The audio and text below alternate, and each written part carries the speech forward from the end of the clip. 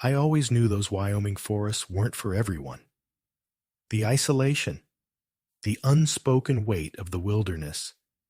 It takes a certain kind of person to feel at home there. After more than 2 decades on the job, I thought I'd seen it all. This week was supposed to be my final patrols before trading endless trees for the comfort of retirement. I'd been distracted, counting down the days, until that afternoon reminded me how little I truly understood this place. The air was biting, the kind of cold that clings to your lungs and seeps into your bones. I was patrolling one of the most remote stretches of forest, a spot so secluded even the animals seemed hesitant to stir. Hunters came through here sometimes, but not lately. This part of the trail had been silent for days. At least, that's what I thought until I saw the tracks. Fresh boot prints in the mud, deep, deliberate, and heading in a direction no one should have been going. They didn't look like a hunter's stride, and they didn't match the light, careful steps of hikers. These were heavy, almost dragging. My stomach tightened as I squatted for a closer look, tracing their path with my eyes. The prints carved a lonely line straight into the thickest part of the woods, where the trees knotted together like a wall. I straightened up, scanning the forest. But all I could hear was the wind threading through the branches and my own breath catching in my throat. Something was wrong. I didn't know what, but I could feel it. A slow, creeping weight settling over me, pressing in like the forest itself had begun watching. I followed the tracks, each step heavier than the last, as a gnawing unease began to settle in my chest. They led me through dense undergrowth and across uneven terrain, places I'd walked dozens of times before, but that now felt foreign, almost hostile. Scattered along the way were crude traps, sloppily constructed, yet dangerous, and the faint outlines of recently smothered campfires. Poachers, maybe. That was my first thought, but something about this didn't fit. Poachers didn't leave tracks this deliberate. They didn't linger like this. It felt less like someone hunting and more like someone trying to cover their trail. The deeper I went, the more I questioned myself. 30 years of service had honed my instincts to an edge, and right now they were screaming. The forest, once familiar and predictable, was shifting around me. The trees seemed closer together, the ground more uneven, and the air thickened with an unnatural stillness. Even the usual hum of life, chirping birds, rustling leaves, had vanished. I stopped and listened, straining to hear anything beyond my own breathing. And then I felt it, the unmistakable sensation of being watched. I spun around, scanning the woods, but there was no movement, no sign of another presence, just trees and shadows. My pulse quickened as the feeling tightened its grip. The wind, sharp and cold, whipped through the branches, but it felt less like weather and more like a warning. I told myself to turn back, to wait until morning when reinforcements would arrive, but my feet wouldn't listen.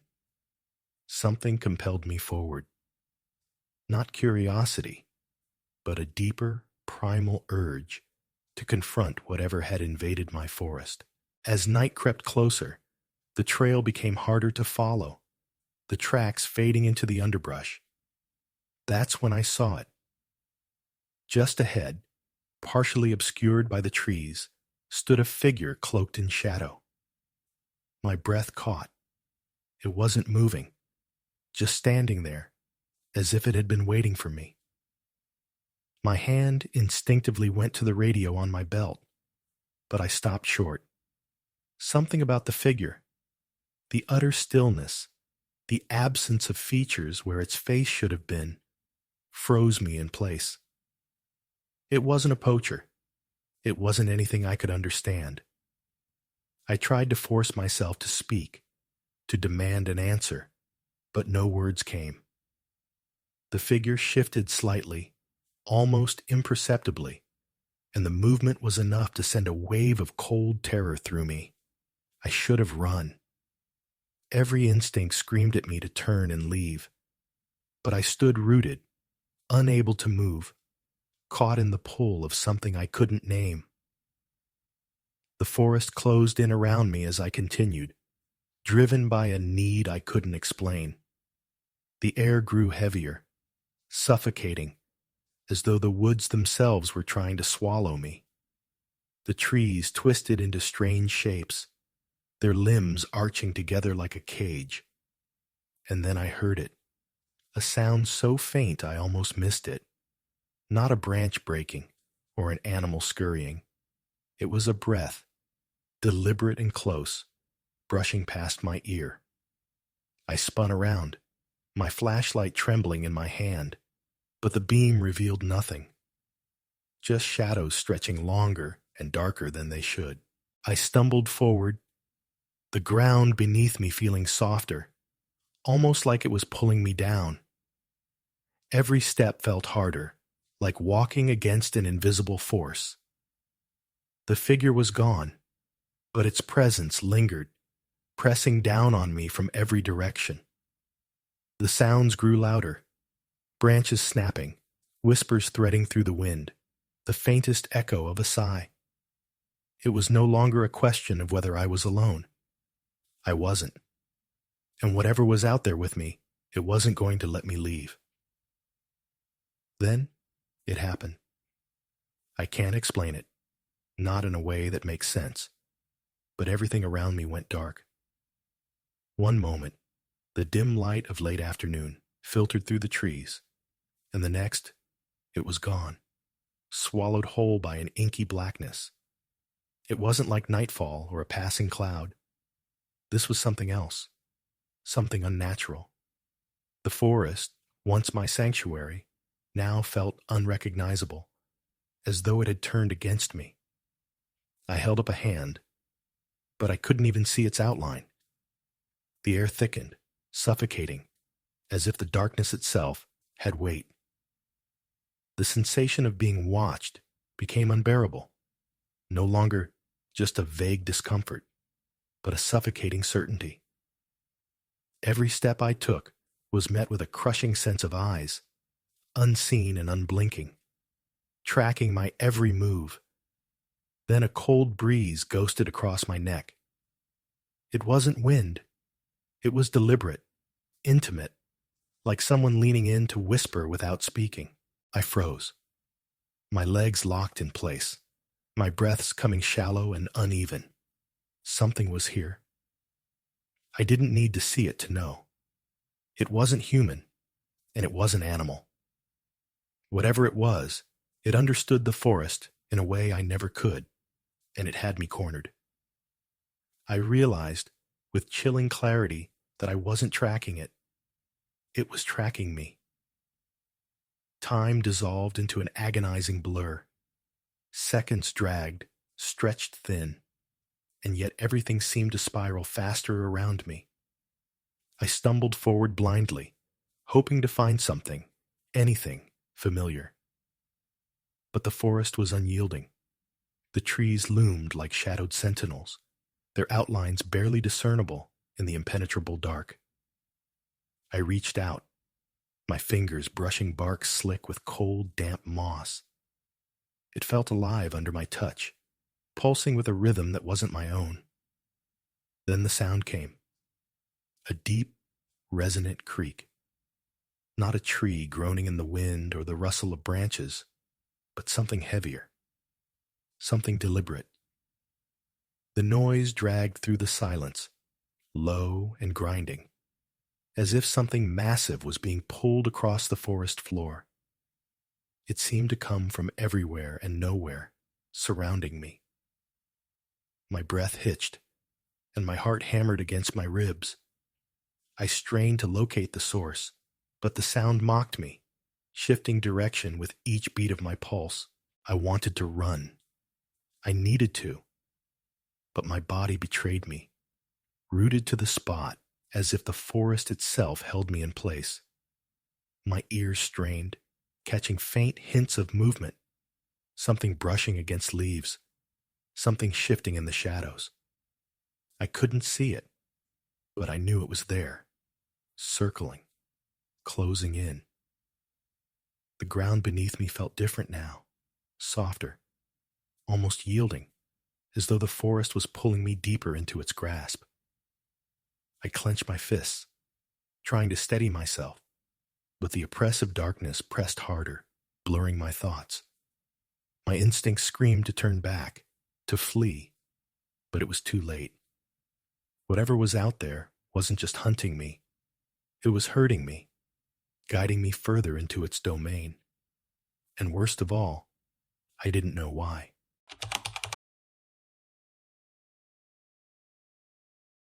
It started like any other patrol. The kind of cold, crisp morning we'd long grown used to in Glacier National Park. Rick and I had been at this for years, partners seasoned by countless encounters with nature at its wildest. The air was razor sharp, the kind of cold that burrowed into your bones if you stood still too long. But the wind carried a rhythm we both found familiar, almost soothing. It swept softly through the pines, rustling branches, filling the silence with a steady, hypnotic hum. Then the radio crackled, breaking the stillness. The message was brief, but the urgency behind it chilled me more than the morning air. Multiple campsites had been attacked. The details were sparse, tents shredded, equipment scattered, and blood staining the snow.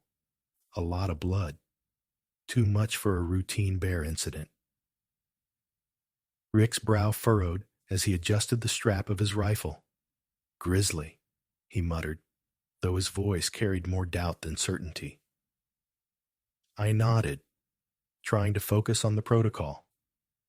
Bears were nothing new here, even aggressive ones. Most of the time, it was just a hungry animal scavenging through careless campers' supplies.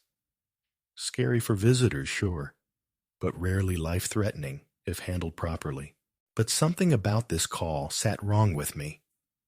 The words "unusual aggression" kept circling in my mind, though I couldn't quite explain why. We decided to move ahead, quickening our pace as we navigated the icy trails. The snow crunched beneath our boots, and the cold bit at my cheeks. But my thoughts were on the campers. I pictured them panicked, retreating from a territorial bear. But the radio didn't mention injuries, just the blood. "You think it's sick?" Rick asked, breaking the silence. He kept his eyes on the trail, but I could hear the unease in his voice. "Rabid, maybe?" "Could be," I replied, though the words felt hollow.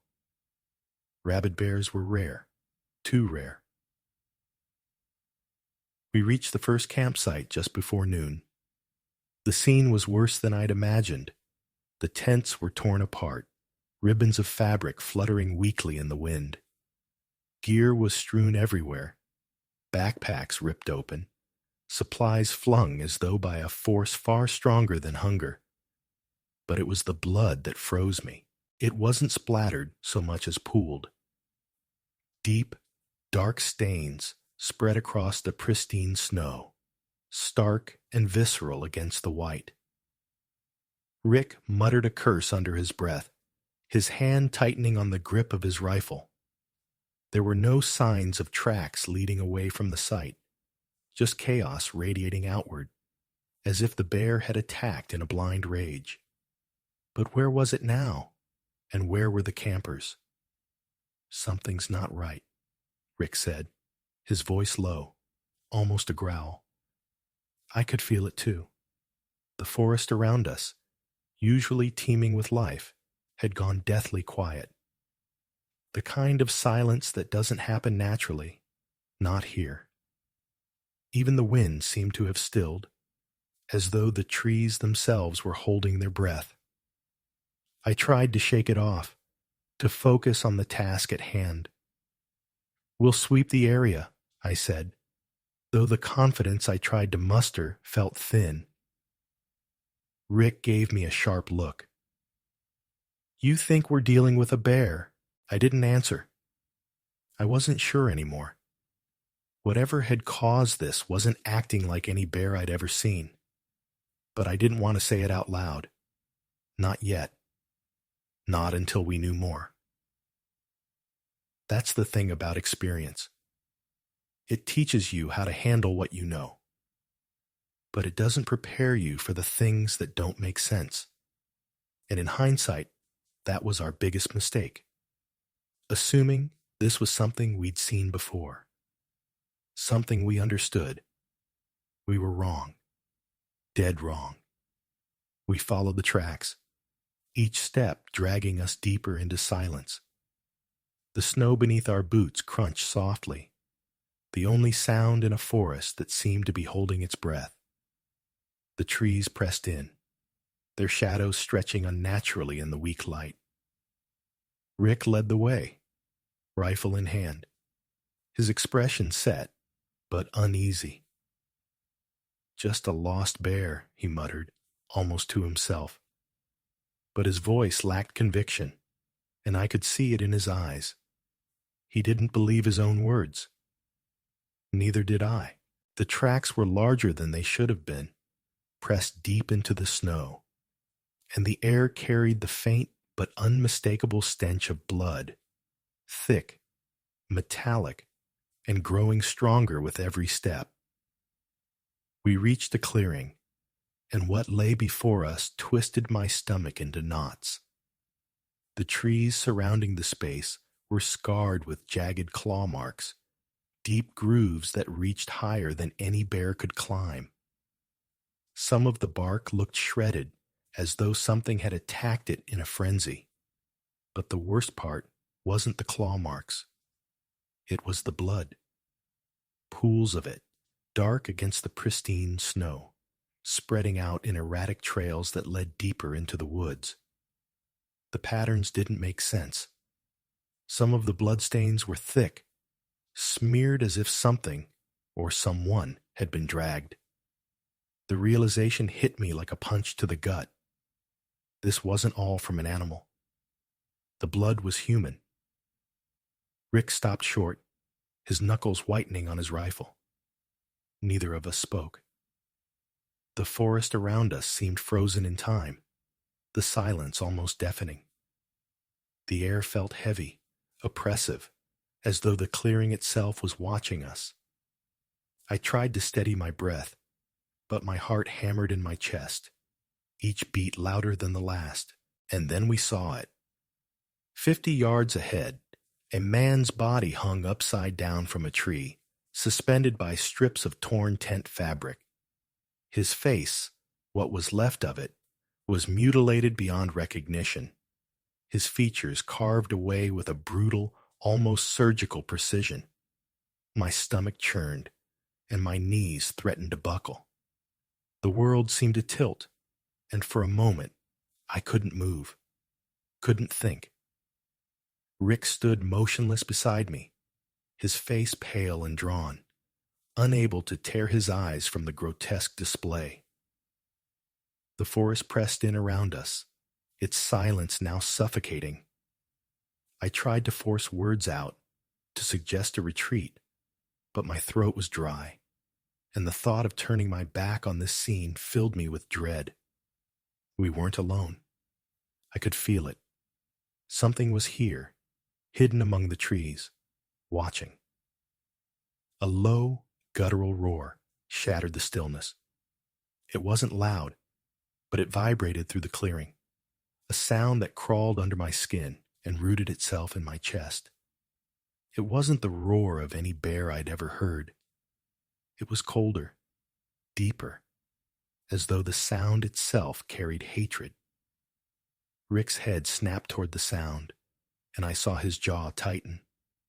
His knuckles flexed around the rifle, but I could see the tremor in his hands. The roar came again, closer this time, and then it appeared. From the shadows between the trees, a hulking figure emerged. At first, I couldn't comprehend what I was seeing. The creature was massive, towering over us with shoulders that rippled with unnatural strength. Its fur was matted and dark, streaked with patches of blood. But its eyes, those eyes burned like embers, glowing red with an intensity that froze me in place. It wasn't just a bear. It was something far more dangerous, something that didn't belong in this world. It moved with terrifying speed, charging through the snow like a force of nature. The ground trembled beneath its weight, and the air filled with a growling roar that rattled my bones. Rick fired first, the crack of his rifle echoing through the trees. The bullet hit, but the creature didn't flinch. It kept coming, relentless, as though the shot had only fueled its rage. "Run!" I shouted, my voice finally breaking free, but it was already too late. The bear was on us. I stumbled back, barely dodging a swipe of its claws that sliced through the air with a sound like tearing fabric. Rick fired again, but the beast barreled into him with a force that sent him sprawling into the snow. I tried to raise my own weapon, but my hands were shaking too badly, my breath coming in short, panicked gasps. The creature turned its attention to me, its fiery eyes locking onto mine. I felt a primal fear, raw and overpowering as it lunged forward. The snow beneath me gave way as I dove to the side, rolling down a small incline.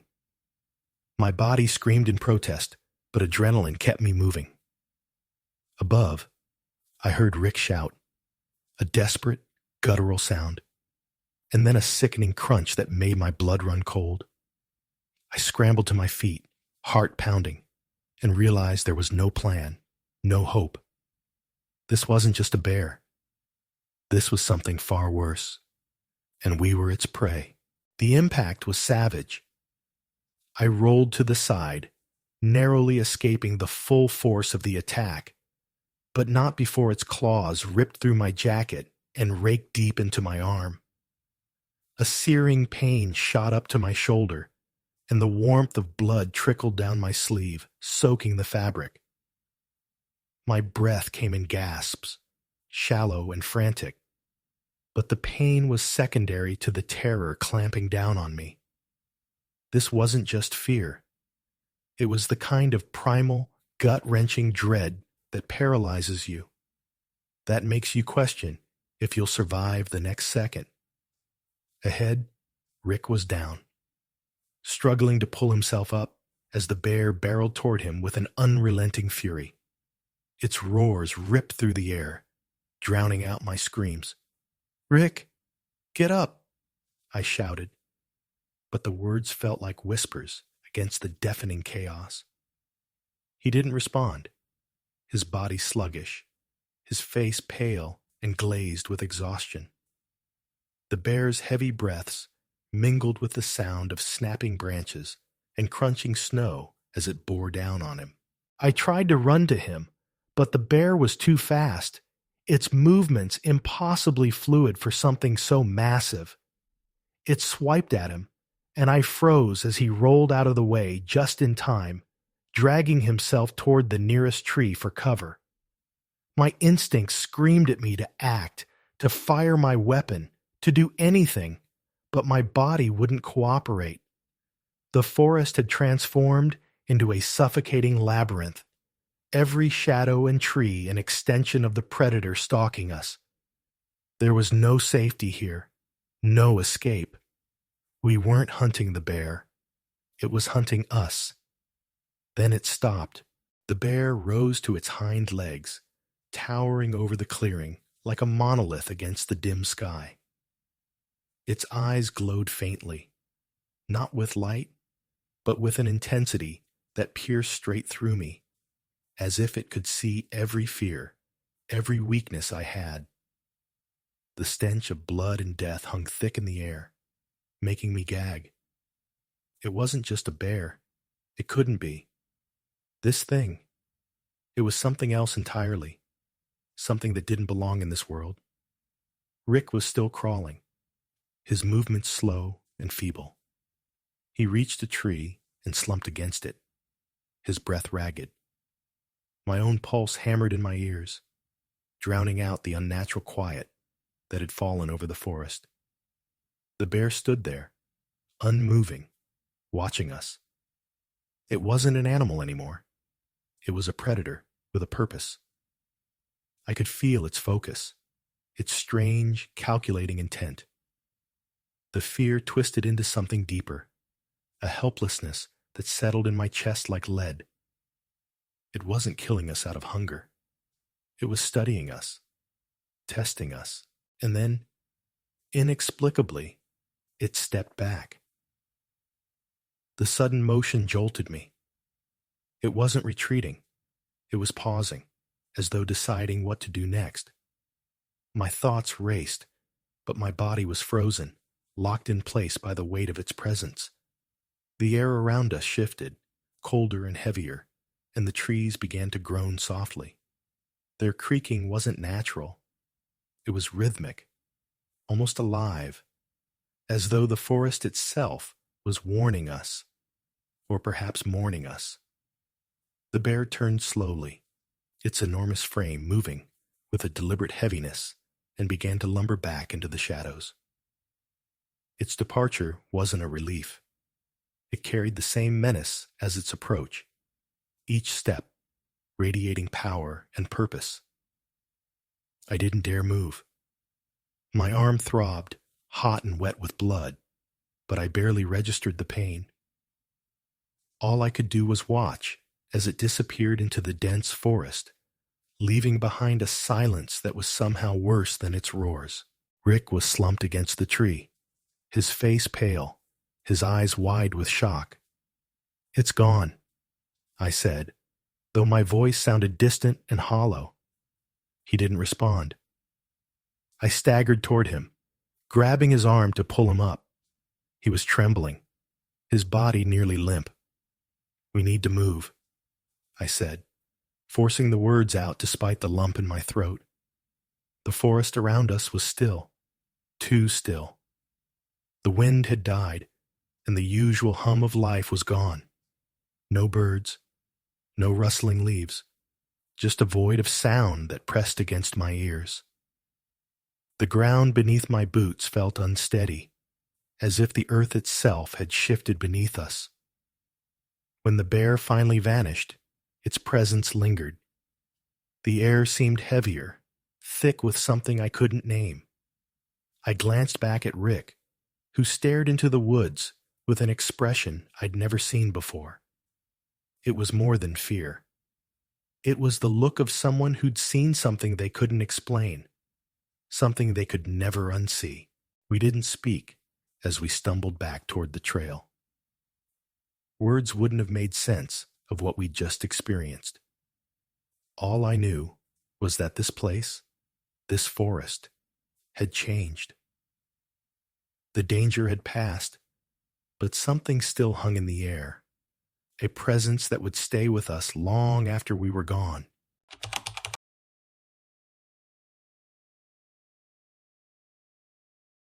My name is Liam.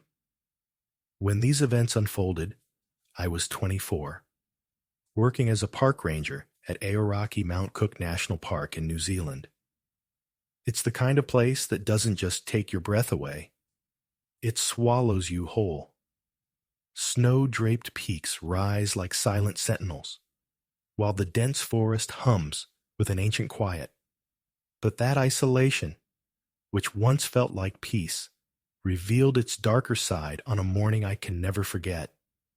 It was midwinter, and the air had that brittle sharpness that sinks into your lungs. The radio crackled, a report of a small fire deep in the forest. Routine, I thought. Fires in the park were rare and usually harmless, so I didn't think twice about heading out alone. The snow crunched beneath my boots as I made my way to the site, the smell of smoke faint but growing stronger with every step. When I reached the clearing, the scene that greeted me froze the breath in my chest. A car stood engulfed in soft, dying flames, its blackened shell stark against the white landscape. The metallic stench of charred metal mingled with something worse, something that clawed at the back of my throat. I stepped closer, my pulse hammering. Inside the car, slumped in the front seats, were two bodies, or what remained of them. They were so badly burned that no features were distinguishable, just shapes, twisted and shrunken by the heat. I fumbled for the radio, my voice shaking as I called it in. Help was on its way, but out here, on its way, meant a long wait. So, I stood there, surrounded by the eerie crackle of cooling metal, trying to make sense of it all. The car itself was a mystery. No license plates, no stickers, or markings tourists usually had. And it was in a place no one had any business driving. The isolation of the spot, coupled with the gruesome scene, made the air feel heavy, oppressive. As I scanned the ground, my gaze snagged on something small but deliberate. Just outside the driver's side door lay a key, its leather keychain worn and splitting at the edges. It was as though someone had dropped it in haste, or placed it there deliberately. I hesitated, the logical part of my brain screaming at me to wait for backup. But something about the key called to me. Against my better judgment, I crouched and picked it up. The moment my fingers brushed the leather, a chill zipped through me, sharp and icy, like static electricity snapping against my skin. I shuddered, an instinctive reaction I couldn't explain. The key itself was old, its surface dull with age, and it didn't look like it belonged to a car. It felt wrong in my hand, as though it held a weight that wasn't physical. For a moment, I stood there, unnerved, unable to shake the sense that I had crossed an unseen boundary. When the team finally arrived, I explained everything. The fire, the bodies, the mysterious key. They took over, urging me to go back and rest, but I couldn't. Something about the key gnawed at me, an irrational but undeniable pull. Hours later, when the scene had cleared, I found myself drawn back to the site, taking an alternate route through the forest to avoid the others. By the time I returned, the fire was nothing but scorched earth and the skeleton of the car. Yet, the smell lingered, a sour, metallic odor that clung to the air like a bad memory.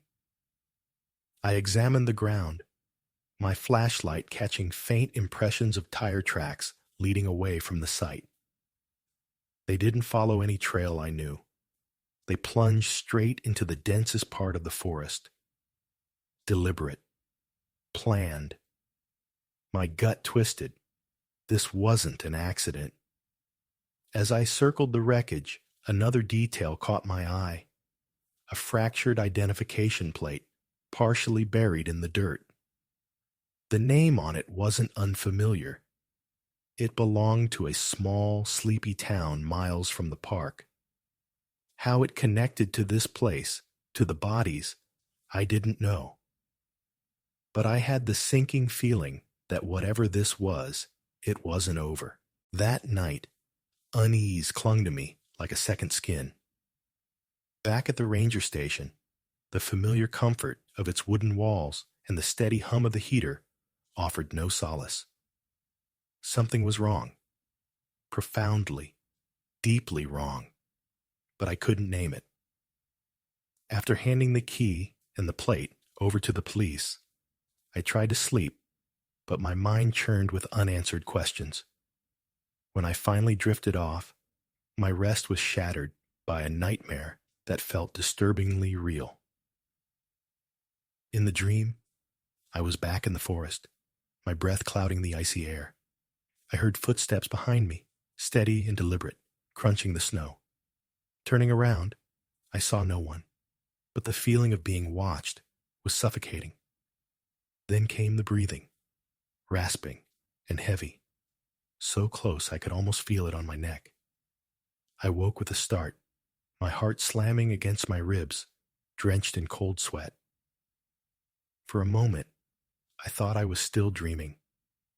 Outside the cabin window, a shadow moved between the trees, its shape indistinct but undeniably human. I grabbed my flashlight and opened the door, the cold biting at my skin. But the forest was silent, empty. Only the wind stirred the branches, whispering secrets I didn't want to hear. Yet the feeling of being watched stayed with me, lingering long after I locked the door. The next morning, I couldn't shake the nightmare or the shadow. Driven by a need for answers, I decided to visit the town named on the broken plate. It was the kind of place that seemed preserved in time. Quiet streets, faded storefronts, and the faint smell of wood smoke in the crisp air. But as I walked through the town, I felt an undercurrent of something darker. The locals' eyes followed me, their gazes sharp and guarded, as if my presence was an unwelcome intrusion. Conversation stopped when I passed, and their unease was palpable. They weren't just indifferent, they were afraid. I began asking questions, starting with the older residents. Most responded with shrugs or vague platitudes, their lips pressed tight. But one name surfaced again and again, whispered reluctantly, as though speaking it might summon something terrible. Elias Cooper. The mention of him stirred a memory, a story my grandmother had told me as a child about a man from this very town, a shadowy figure whose name no one dared utter. She'd spoken of him like a warning, though I'd never thought much of it until now. As I pressed for more information, the town seemed to close in around me. Even the air felt heavier. Finally, an elderly woman, her hands trembling, told me what little she knew. Elias Cooper had lived in the town decades ago, she said, but he vanished under strange circumstances. His life had been steeped in secrecy, and rumors clung to him like smoke. You'd do well to stop asking questions, she warned, her voice low and brittle. If you keep digging, you won't like what you find. Her words followed me back to my car, settling in my chest like stones. Unable to let it go, I spent hours in the town's tiny library, combing through brittle pages and faded records. What I found made my skin crawl. Years before Elias's disappearance, a series of gruesome murders had gripped the area. The victims, disfigured and burned, matched the descriptions of the bodies I'd found in the forest. The crimes had stopped abruptly when Elias vanished, but the connection was undeniable. The thought chilled me. Had I stumbled onto something left unfinished? Worse, could it still be happening? That night, the walls of the ranger station felt too thin, the darkness outside too vast. Every creak of the building, every gust of wind against the window set my nerves on edge.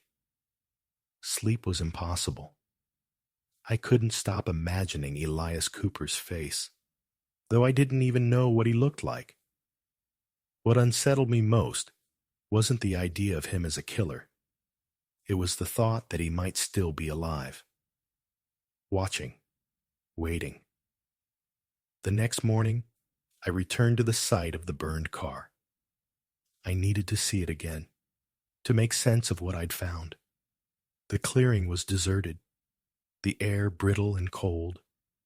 The car was little more than a husk now, its charred frame blending into the ash-covered ground. As I searched, a glint in the dirt caught my eye. I crouched and uncovered a piece of charred paper, its edges brittle and blackened. Carefully, I unfolded it, my hands shaking. The words were faded but still legible, scrawled in jagged handwriting.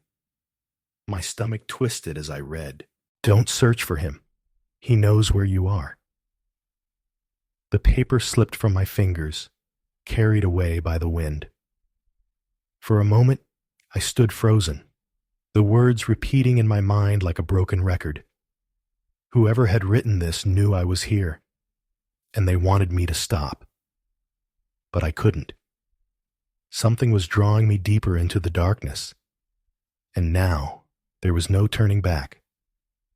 My body locked up as my eyes traced the jagged letters on that charred slip of paper.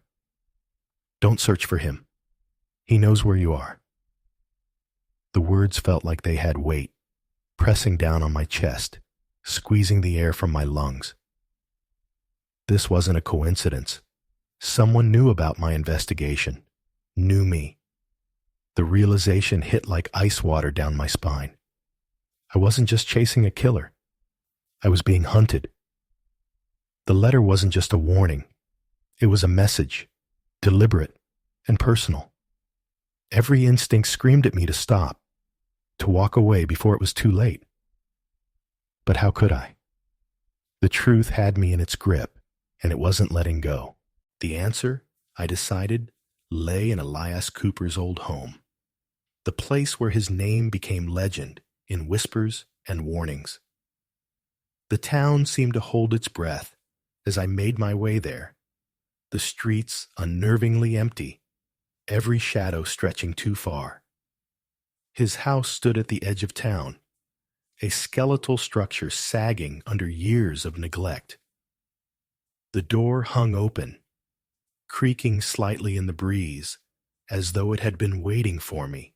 I stepped inside, my flashlight casting a narrow beam over a room that reeked of damp and decay. Dust clung to every surface, undisturbed except for a trail of footprints leading to a table in the corner. That's where I saw them. Photographs scattered like discarded memories. My pulse quickened as I approached, the air around me thickening. Most of the images were faded, curling at the edges, showing people at various times and places. But when I saw their faces, my stomach turned. The victims, the ones from the fire, from the old reports, stared back at me from those photos, their eyes hollow, their expressions eerily blank. It was as though they knew what was coming, trapped forever in that awful knowing. And then there was his face, Elias Cooper. The same features from the police sketches, etched into grainy black and white. But what made my blood run cold was the last photo. It was fresh, printed recently. The man in it wasn't just a face from the past. He was someone I'd seen before, walking the town streets like any other resident. My heart dropped into a freefall. Elias Cooper wasn't a shadow from history. He was alive, hiding in plain sight. I stumbled from the house, the air outside feeling no less suffocating than the gloom within. My hands shook as I started the car, the engine's growl drowned out by the pounding in my ears. I drove blindly, not sure what I'd do if I found him, but driven by an almost primal need to confront the truth. That's when I saw it. A car parked in a secluded spot just off the road, its lights extinguished. My headlight swept over it, illuminating the silhouette of a man sitting behind the wheel. It was him. Elias Cooper's figure was unmistakable, even in the shadows. As I pulled up beside him, his head turned slowly toward me. His eyes locked onto mine, and it felt like a punch to the gut. They weren't just looking. They were piercing, as though peeling back every layer of my being. Then he smiled. It wasn't a grin, not a smirk. It was the kind of smile you see in nightmares. Calm, controlled, predatory. He rolled down his window just enough for his voice to carry. "You should have stopped, Liam," he said. The words soft, but weighted with menace. My body refused to move, as if my fear had cemented me in place. Elias stepped out of his car, moving with a deliberate slowness, each step resonating like a death knell. He stopped inches from my window, leaning down until his face filled my view. "You're too curious," he said, his tone so cold it cut through the night air. "You have no idea what you've stumbled into." The weight of his words pressed down on me, choking out every rational thought. I wanted to run, to scream, but I couldn't. His presence was suffocating, as though the darkness itself had gathered around him. Then faintly, the sound of sirens cut through the tension. His gaze flicked toward the distance, and his lips curled into that same haunting smile. "This isn't over," he said. Before I could react, he turned and melted into the forest's shadows, disappearing as though he was part of the night itself. When the police arrived, I told them everything. My words came in stilted bursts, driven by adrenaline and fear, but their faces betrayed doubt. To them, Elias Cooper was a ghost, a name in a file long since closed. They didn't believe me, not fully. "He disappeared decades ago," one officer said dismissively. "No one's seen him since, but I knew better." Elias wasn't gone. He was watching, waiting, lurking just beyond the edges of what I could see. The nightmare wasn't over. It had only begun. And the feeling that he's still out there, still watching, that will never leave me. It's a weight I'll carry forever, knowing the darkness has a name. Elias Cooper.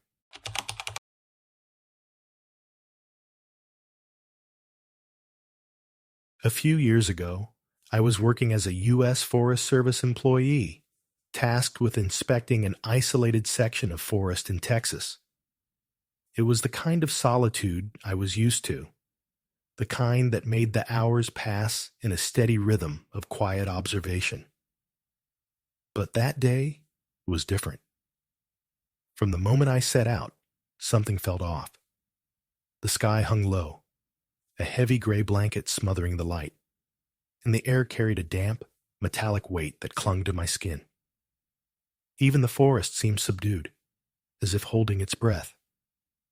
By the time I reached the dense thicket where my inspection would begin, I couldn't shake the feeling that I wasn't alone. As I moved through the trees, I came upon a clearing and froze. Something was hanging from the highest branches of the surrounding trees. At first, I couldn't make sense of it, the shape swaying gently in the faint breeze. But as I got closer, I saw them. Jaguar fangs. Large, pristine, sharp as knives, dangling like trophies from crude twine. My breath hitched. Jaguars were rare in this region, almost unheard of. And the fangs, they didn't belong here, strung up in this haunting display. The sheer number of them made my skin crawl. I scanned the ground, half expecting to find traps, blood, or signs of a hunt. But the earth was undisturbed, pristine save for the faint indentations of fallen leaves. No tracks, no discarded tools. It was as though the fangs had materialized there, deliberate and unexplained. The longer I stood in that clearing, the more the forest seemed to close in around me. A prickling unease crawled up my spine, a sense that I wasn't just being watched, I was being studied. And then I saw him. A man stood at the edge of the clearing, barely visible between the trees. He wore filthy, tattered clothes that clung to his gaunt frame, and his face, what little I could see of it, was pale and smeared with dirt. His eyes, though, those eyes fixed on me with an intensity that made my breath falter. He didn't move, didn't flinch, just stared. It felt as if his gaze was pinning me in place, stripping me bare. My heart began to pound, every instinct screaming at me to retreat, but I didn't. Instead, I called out to him, my voice shaky and uncertain. He didn't answer. Then, without warning, he turned and bolted toward a cave I hadn't noticed until that moment. My first instinct was to let him go. Whatever this man was doing out here wasn't my business. But something, curiosity, dread, or perhaps sheer stubbornness, pushed me to follow. His footprints led me to the mouth of the cave, where the air grew colder, staler, as though I was standing at the entrance to something forgotten. The man's tracks stopped abruptly, and I was greeted by silence so profound it felt unnatural. My flashlight's beam pierced the darkness, revealing jagged rocks and damp, glistening walls. The smell hit me next, earthy, but with an acrid undertone that made my nose sting. I stepped inside, each footfall echoing too loudly in the confined space. The cave twisted slightly, its walls closing in like a throat. At first, there was nothing but shadow and stone. But then my light swept across something in the corner, and I stopped cold. Teeth. Human teeth, scattered in a grotesque pile. They gleamed wetly in the flashlight's beam, their edges sharp and unnervingly clean. There were so many, molars, canines, incisors, all jumbled together like discarded debris. My stomach lurched, bile rising in my throat. The teeth weren't old, their pale enamel untouched by time. They were fresh. I backed away instinctively, my body trembling. The air grew heavier, pressing against my skin like an icy grip. My flashlight wavered as I scanned the walls, the floor, looking for some explanation. But there was nothing.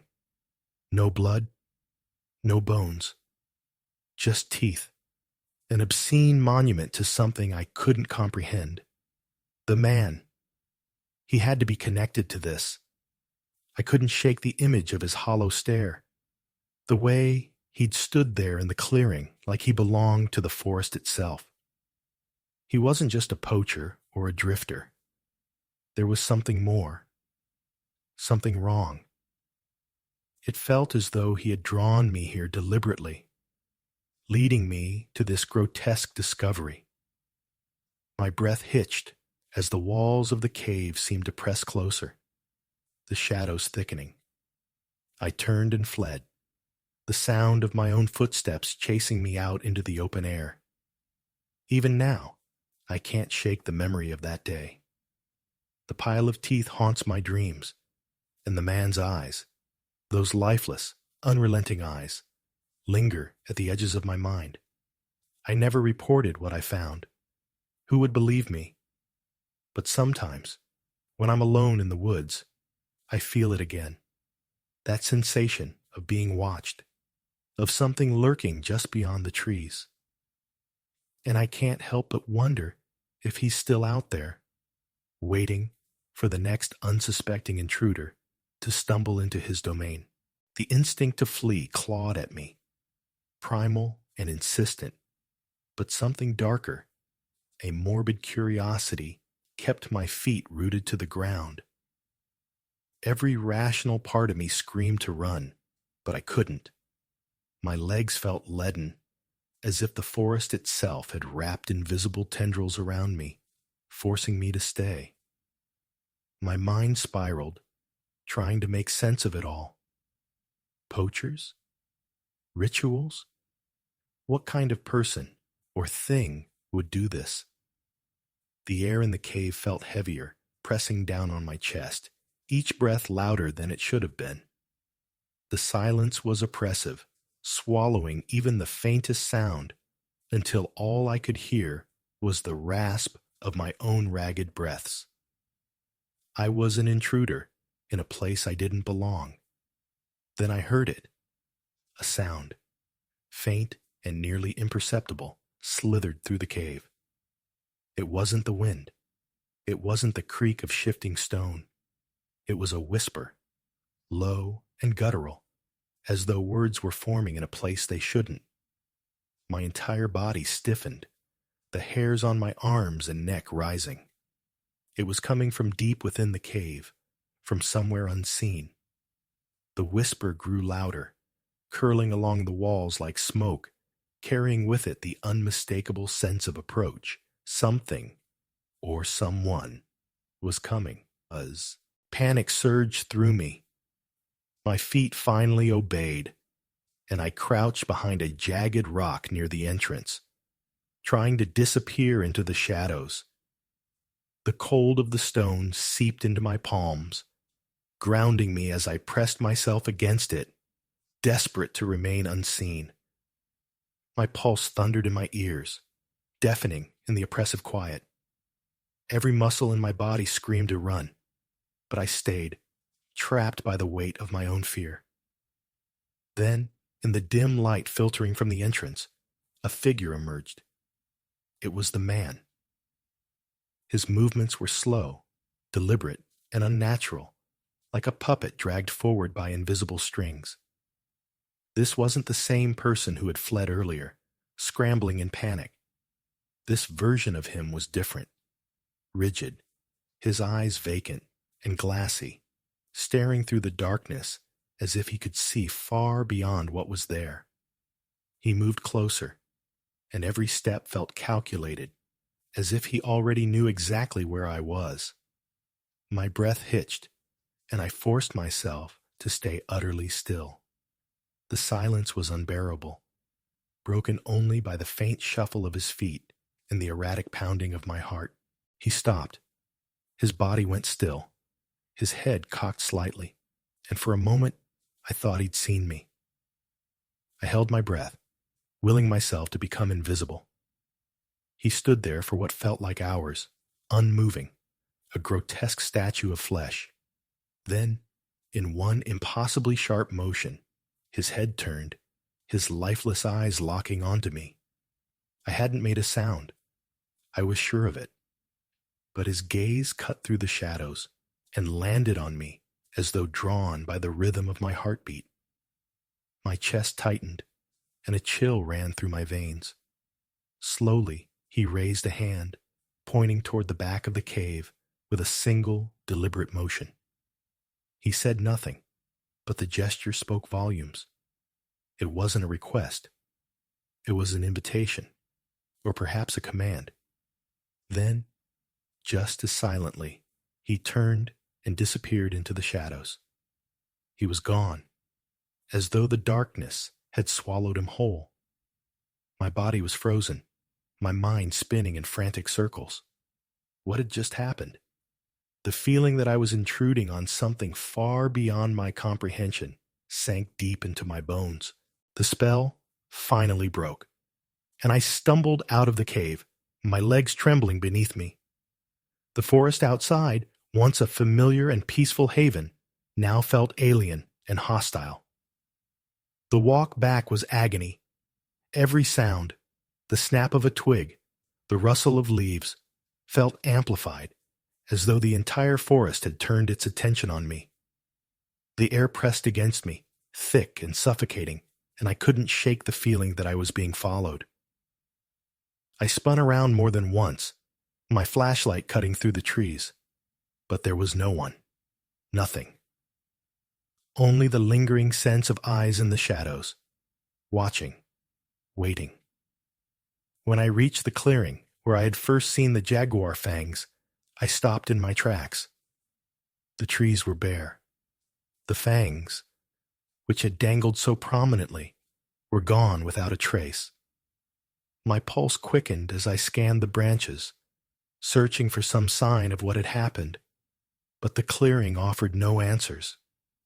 It was as though the forest had decided to erase all evidence of what I had seen. The realization hit me like a blow to the chest. I was completely alone in this. No one would believe me, even if I told them. I backed away, stumbling toward the main road, the forest around me feeling less like a natural space and more like a living thing, hostile and deliberate. When I finally reached the road, my phone buzzed back to life. Relief washed over me at the sight of the signal bars, but it was short-lived. The forest, the man, the teeth, the fangs, none of it felt real, and yet I knew I would carry that day with me forever. I couldn't explain what had happened, but I also couldn't forget it. Whatever I had encountered, whatever had drawn me into that cave, wasn't finished with me. The weight of it lingered, a shadow stretching far beyond the trees. I knew one thing for certain. The forest wasn't just alive, it was aware, and I had been seen. The instinct to run gripped me like a vice, my body screaming for me to flee, but I couldn't move. My feet felt rooted to the ground, as if the forest itself was holding me in place. A morbid curiosity gnawed at the edges of my fear, refusing to let me turn away. My mind raced, trying to assemble the jagged pieces of what I'd seen. The human teeth, the jaguar fangs, the man. There was a connection, something terrible threading it all together, but it eluded me. The air in the cave thickened, pressing against my chest as the silence deepened to something oppressive. The sound of my own labored breaths filled the void, too loud, as though I was trespassing in a place that demanded reverent quiet. And then I heard it. A sound. Faint at first, almost imperceptible, but unmistakably there. My entire body tensed, a cold dread seeping into my bones. It was a whisper, the kind that crawls up your spine and burrows into your mind. It wasn't natural. It echoed softly, carrying from the depths of the cave, growing louder as if someone, or something, was approaching. The voice was low and uneven, a guttural murmur that seemed to scrape against the stone walls. My throat tightened, and every instinct screamed at me to leave. But I didn't. Instead, I sank behind a jagged rock near the entrance, trying to disappear into the shadows, every muscle trembling with terror. The whisper grew clearer, more distinct, though the words were unintelligible. It was as if the sound wasn't meant to be understood by human ears. My hands clenched the rough surface of the rock, my breathing shallow and deliberate. Then a shadow moved in the dim light filtering into the cave. My pulse spiked as the silhouette of a man emerged, stepping into view. His movements were slow, deliberate, unnerving. I recognized him instantly, the same man who had fled earlier. But something about him was different now. His body moved stiffly, as though he were a puppet dragged forward by unseen strings. His head tilted slightly to the side. He approached the entrance with a kind of grim inevitability, his gaze fixed straight ahead, unseeing yet purposeful. My heart thundered in my chest, the sound of it deafening in my ears. He stopped just a few feet from where I hid, his rigid frame silhouetted against the dim light. The silence stretched unbearably. I held my breath, afraid that even the faintest sound might draw his attention. And then, without warning, he turned his head sharply, too sharply. His eyes locked onto the rock where I crouched. No, not the rock. Me. My stomach dropped. He couldn't have heard me. I was certain I hadn't made a sound. But his gaze felt like a cold hand gripping my spine. His eyes were empty, devoid of life, yet they seemed to pierce straight through me. For a long, excruciating moment, he stared, and then he raised one hand, moving with an eerie slowness, and pointed toward the depths of the cave. The gesture was deliberate, commanding, and filled with something I couldn't name but instinctively feared. My breath hitched. I wanted to scream, to demand an explanation, but no words came. Then, as suddenly as he had appeared, the man turned and walked back into the darkness, his figure swallowed by the shadows. It was as if the cave had reclaimed him, absorbed him into its depths. My legs felt like jelly, trembling uncontrollably as I forced myself to stand. My mind reeled, desperately trying to process what had just happened. The oppressive wrongness of the moment lingered in the air, thick and choking. Finally, I stumbled out of the cave, the cool forest air doing little to ease the suffocating weight pressing down on me. The walk back to the main trail was torture. Each step felt wrong, as though the ground itself resisted me. The crunch of leaves underfoot echoed unnaturally, too loud in the quiet. The forest, once familiar and welcoming, now loomed with a sinister presence.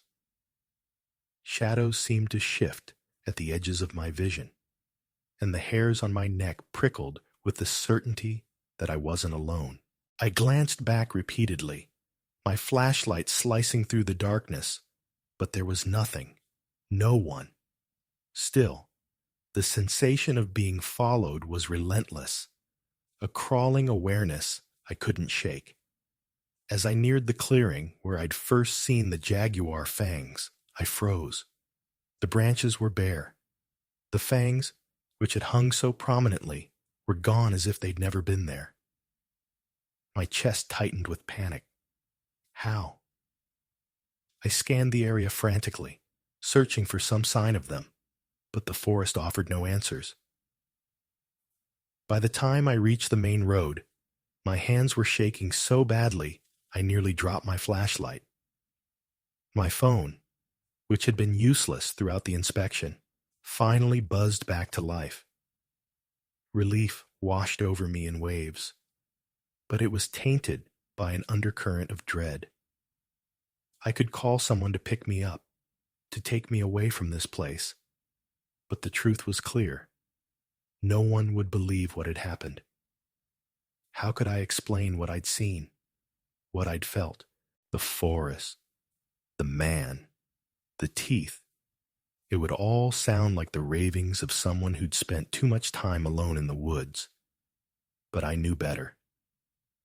Whatever I had stumbled into wasn't natural. It wasn't over.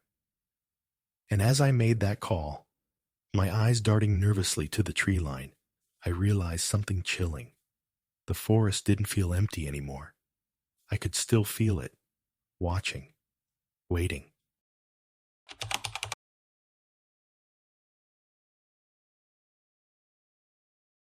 I always thought of myself as steady, unshakable, the kind of person who doesn't flinch when the unexpected happens. Being a park ranger in Torres del Paine trains you for that. The winds here are like living things, battering you until you lean into them like an enemy. Pumas slink through the shadows, tourists defy warnings, and the wilderness demands respect. Fear had no room in my life, or so I thought, until the night the ghost of Gray Lake became more than just a story. It was my first solo shift in the remote Gray Lake region, a place that feels untamed even in daylight. The lookout cabin was a flimsy box against the cold, perched where the mountains meet the glacial waters. By night, the place transformed. The silence wasn't calming. It was heavy, as if the world was holding its breath. The fog rolled in thick, swallowing the landscape in shades of gray, and the wind screamed through the cracks in the cabin like a wounded animal. I clung to my coffee, its bitterness barely cutting through my exhaustion. Around 3 a.m, a sound cut through the wind, faint, almost swallowed by the howling. It wasn't the creak of branches or the snap of frost. It was crying. At first, it was easy to dismiss, like a phantom carried on the wind. But as the minutes crawled by, it sharpened, taking on the unmistakable edge of a child's wail. A sound that burrows into you, impossible to ignore. My gut twisted as I listened, every logical explanation crumbling. I knew the area was deserted. No campers, no children. Yet, the crying persisted. I grabbed my flashlight and stepped outside. The cold hit me like a slap, and the fog clung to my skin, thick and damp. The sound pulled me toward the lake, each step louder than the last in the brittle silence. My breath clouded in front of me, shallow and quick. I kept telling myself it had to be a trick. A bird, the wind, anything but what it sounded like. But deep down, I knew better. The cries weren't random. They were desperate, pleading.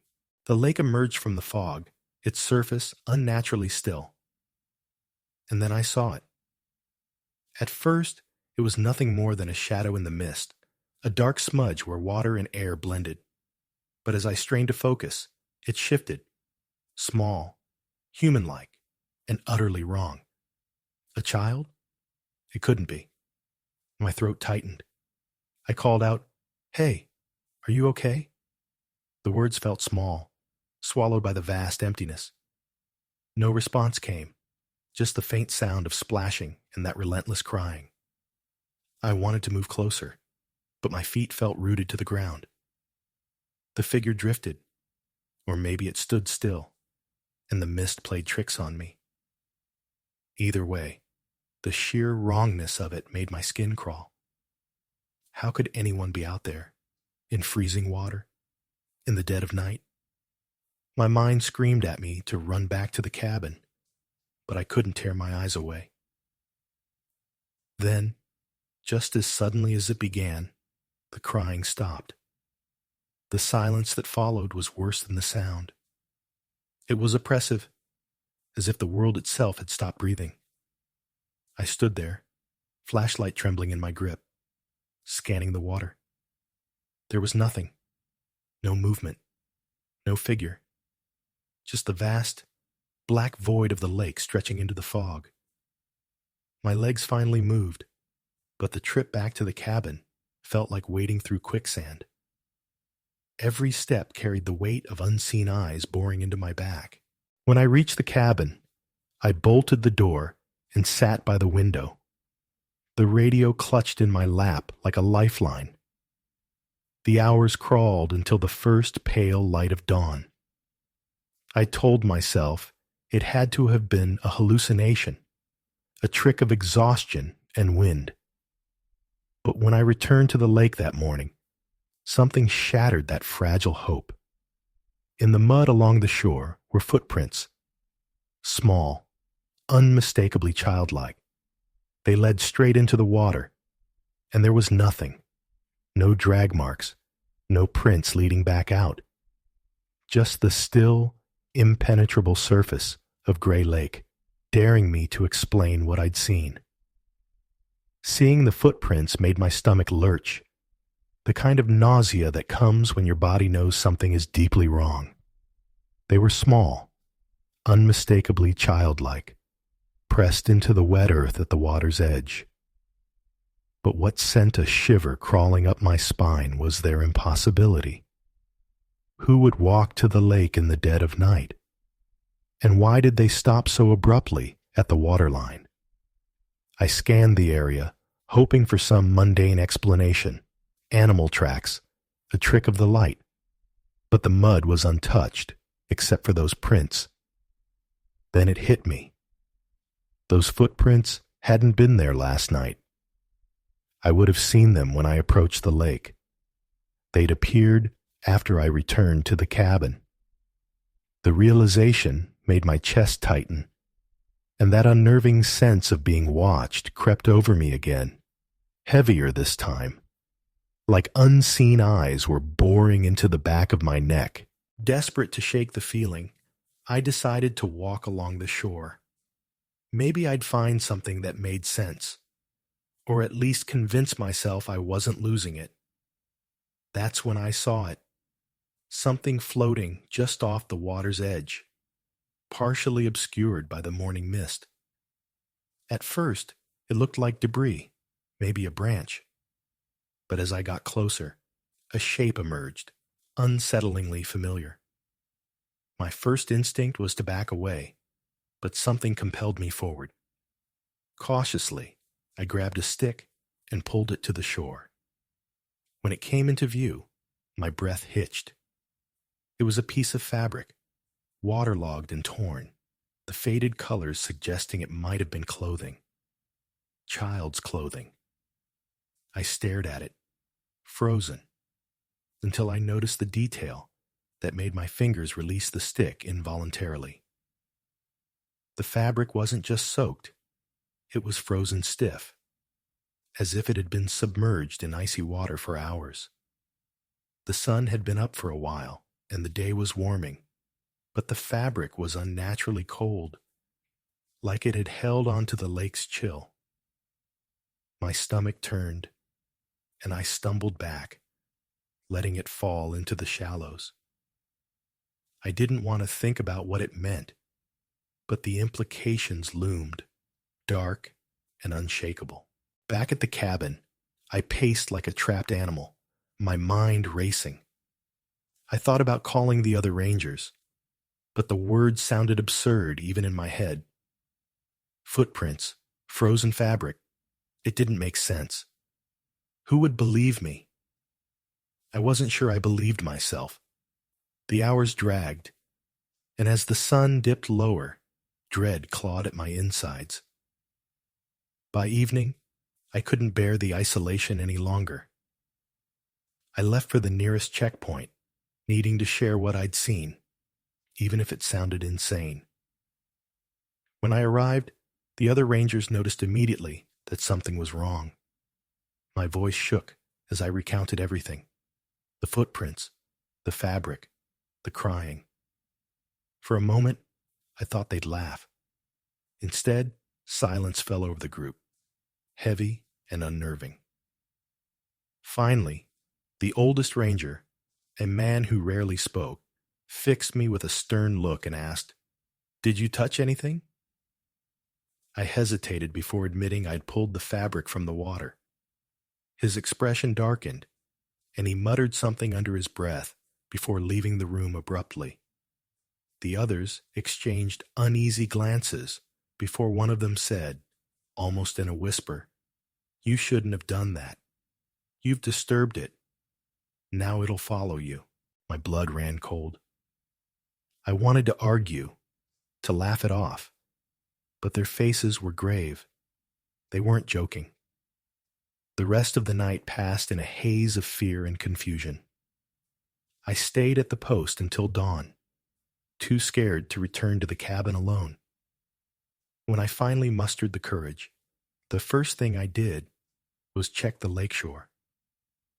The footprints were still there, but now they were sharper, more defined, as if freshly pressed into the mud. Worse, new marks had appeared. Long, shallow grooves trailing from the prints into the water like something had been dragged. Panic gnawed at me, but I couldn't stop. I had to know what was happening. I followed the shoreline, my boots crunching over stones slick with frost, until I saw it. Nestled among the rocks, partially submerged in the icy water, was the body of a child. My legs buckled, and I barely managed to stay upright. The body was curled in on itself, lifeless, the small frame unnaturally stiff. The face was bloated, the features distorted beyond recognition, but it was the clothes that stopped my breath. torn, faded, and unmistakably the same as the fabric I'd found floating just a day before. My thoughts spiraled. That body had clearly been there for days, maybe weeks. But if that was true, then whose cries had I heard the night before? And how had those footprints appeared? The questions churned in my mind, each more impossible than the last. The air around me felt heavier, colder, as if the lake itself were alive and watching. I stumbled back to the cabin, knowing deep down that I wasn't alone out here. Not really, and that whatever haunted Gray Lake wasn't finished with me yet. I stood there, staring at the body, the air around me thick with silence. It didn't feel real, but at the same time, it was all too vivid. The swollen form, the tattered clothes clinging to the small, lifeless frame. Everything inside me screamed to turn and run, but my legs felt rooted to the earth. My breath came in shallow gasps, and my fingers fumbled as I grabbed the radio, my voice barely a whisper when I called for help. When the others arrived, their reactions were worse than any words. The silence that fell over them was suffocating, heavy with something unspoken. The veteran ranger, the one who had warned me about Gray Lake, approached first. His weathered face was pale as he muttered something under his breath. A prayer, maybe, though the way he spoke it made it sound more like a plea. When I asked him what it meant, he didn't answer, just shook his head and whispered, "You should have listened to the warnings." Even after the authorities arrived and took over, the veteran pulled me aside. His voice was low, urgent, his eyes like steel. "Leave the park. Quit. This isn't going to end here." The weight of his words followed me home, but I didn't truly understand them until that night. Back at my house, I tried to forget. I sat in the dim light of the living room, nursing a beer and telling myself it was over. But as the hours dragged on, the house seemed to close in around me. At first, it was subtle, a faint rustling outside, the kind you convince yourself is just the wind. But the sound grew. Whispers, soft and deliberate, like someone speaking just beyond the window. I froze, my hand tightening around the bottle. The whispers didn't fade. They became clearer, like the faint crying I had heard at the lake. My stomach twisted. I lived miles away, deep in the city.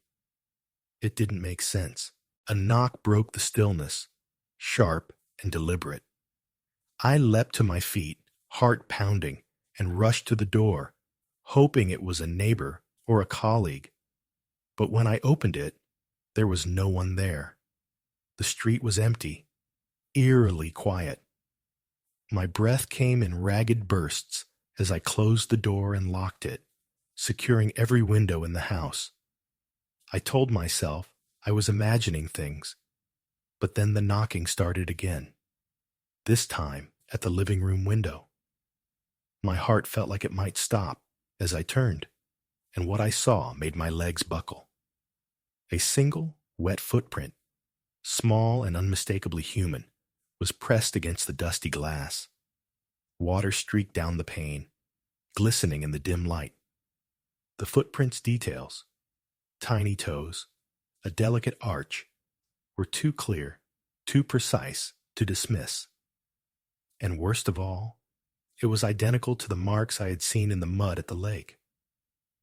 My blood ran cold as the veteran's warning echoed in my mind. "You've disturbed it. Now it'll follow you." That night, I didn't sleep. I sat on the couch clutching a kitchen knife, though I knew it was useless. The knocking stopped, but the oppressive feeling of being watched remained. The darkness felt alive, shifting in ways my eyes couldn't track. When the first light of dawn crept through the windows, I finally stood, exhausted, thinking it was over. But when I entered the bathroom, my knees nearly gave out. The mirror was fogged, though I hadn't used the shower, and traced in the condensation, in letters that looked like they'd been written by small, trembling fingers, were the words, "You left me." I stumbled back, my chest heaving, and fled the house. The next few days were a blur. I tried to focus on work, to push the images from my mind, but it was impossible. At night, I heard the crying again, faint and persistent, like a thread unraveling my sanity. Wet footprints appeared near my bed, on the hardwood floor, always accompanied by an icy chill that seeped into my bones. I couldn't take it anymore. I moved to a new city, changed my name, abandoned everything I knew. But it wasn't enough. Even now, years later, it follows me. The incidents are less frequent, but no less terrifying. I hear whispers in the dead of night, catch glimpses of movement in the corner of my eye, and wake to find small, wet prints on the floor. I don't know what it wants, or why it hasn't stopped. Maybe it's a punishment. Maybe I was marked that night at Gray Lake, chosen for something I'll never understand. If you ever hear the stories about Gray Lake, believe them. And if you ever hear a child crying where no child should be, do what I didn't. Leave. Don't look back. Because once it finds you, it doesn't let go.